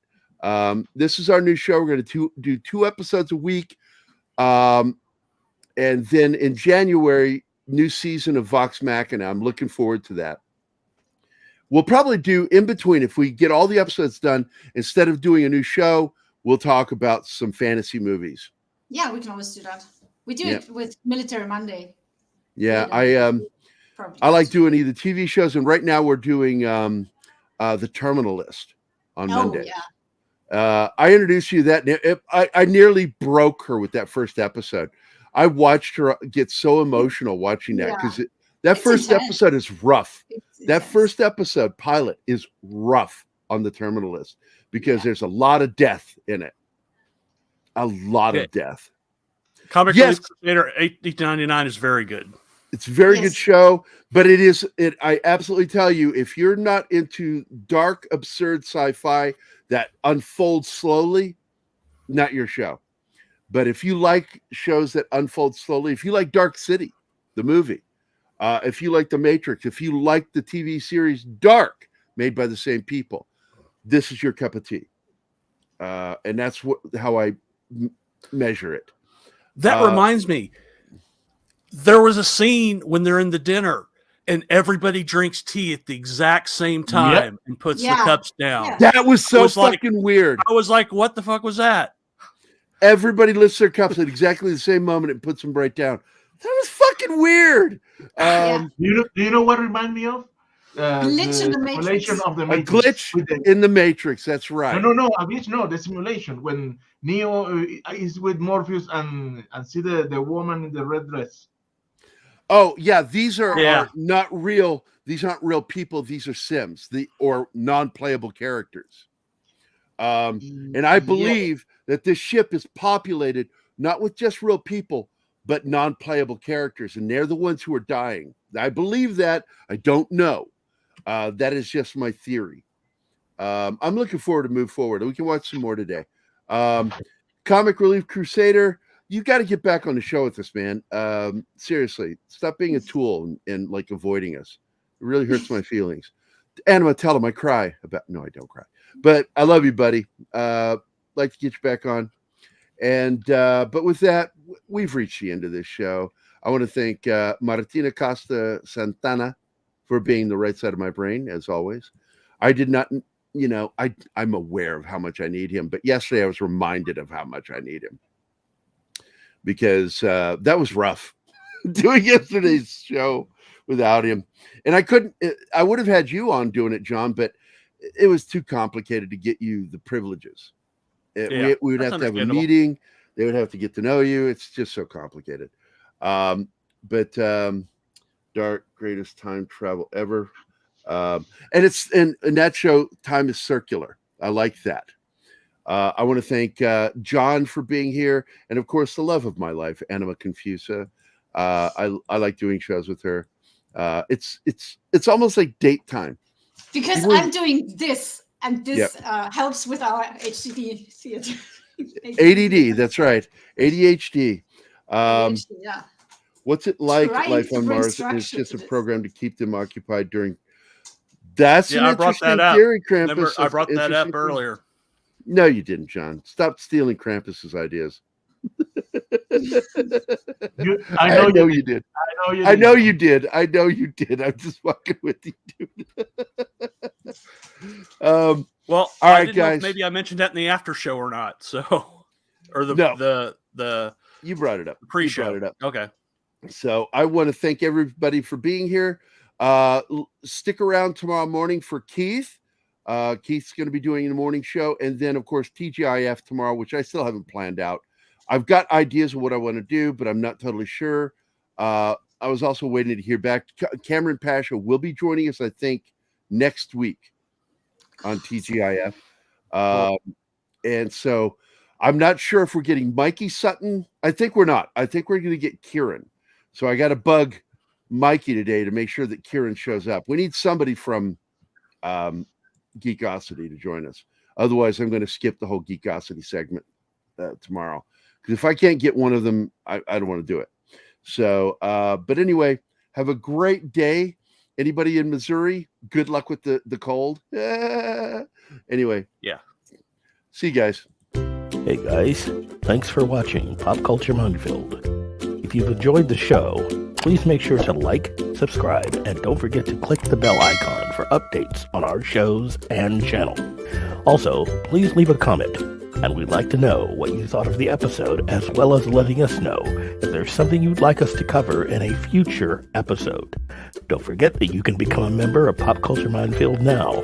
Make sure to visit our membership page and merch store at popcultureminefield.com.